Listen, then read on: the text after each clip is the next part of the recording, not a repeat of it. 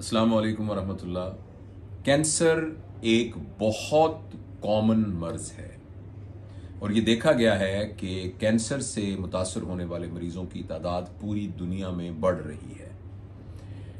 इसमें तो कोई शक नहीं कि हमें दुआ करनी चाहिए कि किसी को कैंसर ना हो, लेकिन इस वीडियो में मैं आपको कैंसर के बारे में कुछ गलत फहमियां दूर करना चाहता हूं और वो बताना चाहता हूं जो कि लोगों के, बल्कि पढ़े लिखे लोगों के भी जहन में है।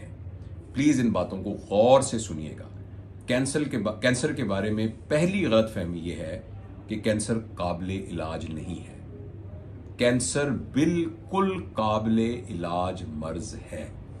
कैंसर की वो सारी कहानियां जो आपने सुनी हैं कि एक मरीज था, डॉक्टर के पास गया, फिर 3 महीने बाद फौत हो गया, फिर एक और गया, फिर वो बढ़ गया, वो बहुत जल्दी फौत हो गया। ये वो लोग हैं जो कि कैंसर की आखिरी स्टेज में डॉक्टर के पास जाते हैं।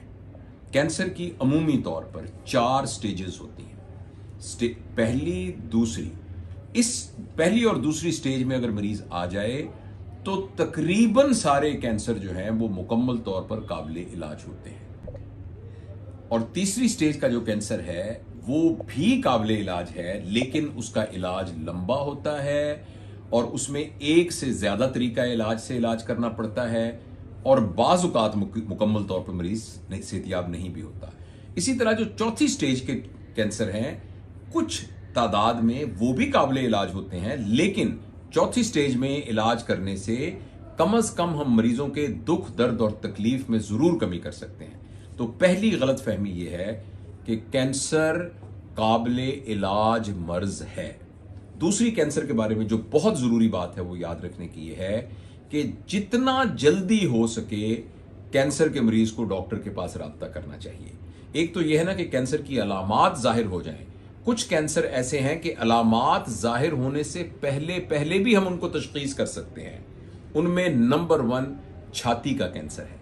वो तमाम खवातीन जिनकी फैमिली में छाती का कैंसर हो और उनकी उम्र 35 साल से ज्यादा हो जाए तो उनको बाज मुल्कों में 40 साल, तो उनको एक टेस्ट कराना होता है जिसे मेमोग्राम कहते हैं, जिसमें छाती का एक एक्सरे किया जाता है और बाज़ औक़ात बीमारी स्टेज 1 से पहले ही तशखीस हो जाती है। इसके अलावा कुछ अमूमी अलामात हैं, वो मैं आपको आहिस्ता आहिस्ता दोहरा देता हूं। अगर जिस्म में इन अलामात में से कोई अलामत हो तो आप फौरन डॉक्टर से राब्ता करें। ऐसी सूरत में आप कैंसर को जल्दी पकड़ सकते हैं।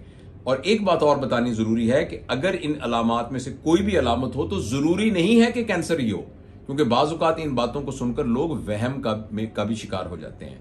देखिए, गौर से सुनिएगा। जिस्म पर किसी भी गिल्टी का नमूदार होना तो फौरन डॉक्टर के पास जाइए। जिस्म में जितने भी रास्ते हैं, यानी नाक का रास्ता, मुंह का रास्ता, पेशाब का रास्ता, पखाने का रास्ता, खवातीन के अंदर जो जनाना रास्ता, इन रास्तों में से अगर कोई कहीं से भी खून आए, चाहे वो उल्टी की शक्ल में आए, चाहे वो पेशाब में आए, चाहे वो पखाने में आए, खून का इन रास्तों से इखराज फौरी तौर पर डॉक्टर के पास राब्ता करें। नंबर 3, अगर आपको खांसी हो और वो मुसलसल खांसी काफी अरसे से हो, फिर भी डॉक्टर के पास राब्ता करें। अगर आपका वजन गिर रहा है और उसकी कोई वजह समझ में नहीं आ रही तो तब भी आप डॉक्टर से राब्ता करें।